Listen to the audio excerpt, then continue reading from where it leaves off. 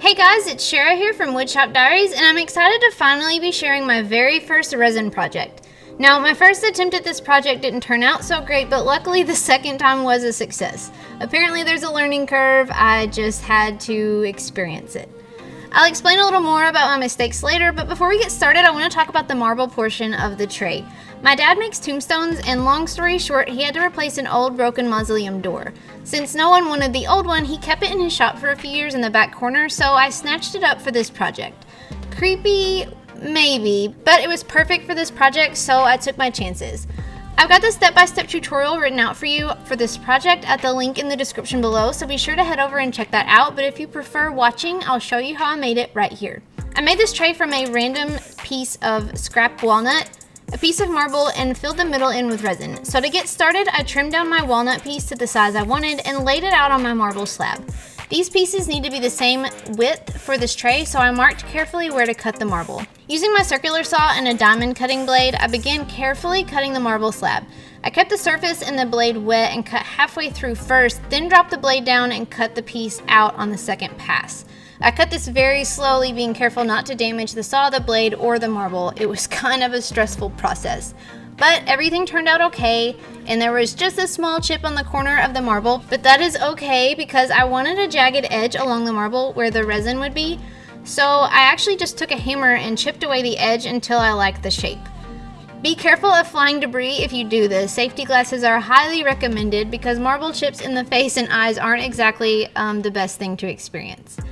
Then I laid out my marble and walnut pieces on my workbench to see the length that I kind of wanted the tray to be. I measured this length and cut a piece of plywood this length and the same width as my pieces to serve as the bottom for the mold for the resin pour.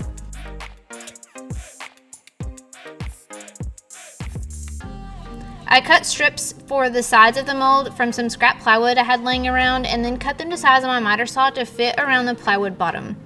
Once all the pieces were cut for the mold, I applied Tyvek tape to all the surfaces that the resin would be touching to prevent sticking once everything is cured. Then I screwed the mold together just like shown.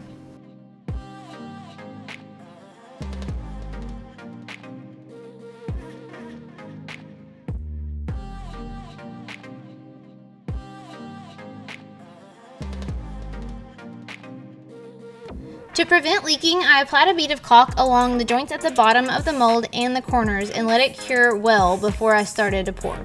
Also vacuumed out all the dust and any wood chips to prevent these from floating up in the resin. Now to the fun part.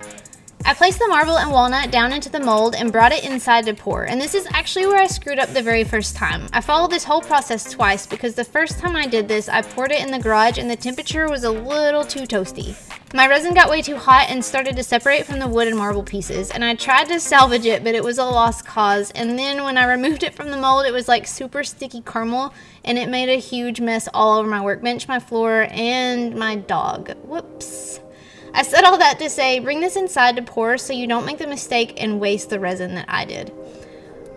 Once it was inside, I clamped down my pieces to keep them in place during the pour. For this project, I used Total Boat deep pour formula and mixed according to the instructions on the package. I added some black diamond pigment powder to give it the black metallic appearance. You could also use other colors if you wanted. Once the color and the resin were mixed well, I poured it into the mold. I repeated the process of mixing, coloring, pouring until the resin reached the top surface of the marble and the walnut. Note here that if your marble and your wood aren't the same thickness, you'll need to shim up whichever one is thinner so they're both the same height in the mold before pouring any resin. That way when you pour, you can pour to the top surface of both surfaces and both surfaces are at the same height. After letting the resin sit for a few minutes, I used a little rubbing alcohol to liven things up a little. It's really fun to watch the effect a few drops has. It's like everything just starts bubbling and gives this cool cloudy appearance. It's hard to do at this point, but I had to walk away to allow it to cure. It's tempting to just keep stirring and picking, but it's best to walk away and come back later. My patience was tested, but I survived the waiting, and once it was cured, I took the mold apart and carefully pried the tray from the bottom. Then I cleaned it up by sanding it nice and smooth with 220 grit sandpaper and finishing it off with 400 grit before bringing it back inside. As a final step, I gave it a coat of Total Boat tabletop epoxy to seal everything. This was much thicker than the deep pour, but it is self-leveling and it gave a nice slick finish. You could also use other finishes here as well, but I just used the tabletop finish just to give it a try. I mixed according to the instructions and poured it out onto the tray.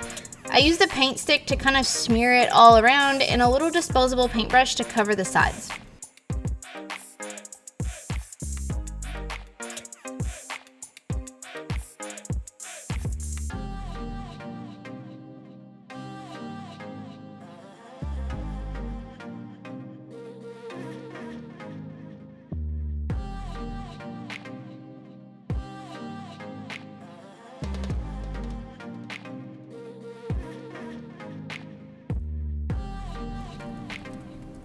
Once that cured, I attached 2 handles to the tray using some general purpose epoxy. I actually tried the Total Boat epoxy and it was pretty thin and it was a little difficult to use for this. So I ended up using a 5-minute Gorilla Glue epoxy and that worked a lot better. It was thicker and it dried a lot faster to keep the handles in place. Of course, you could also drill through and attach this with screws as well.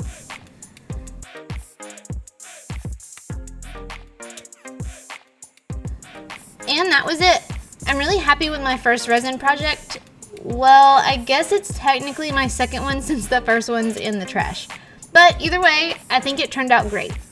It's hard to photograph since the top coat is so shiny, but the cloudy effect in the resin is a really cool touch. So it's safe to say there will be more resin projects in the future.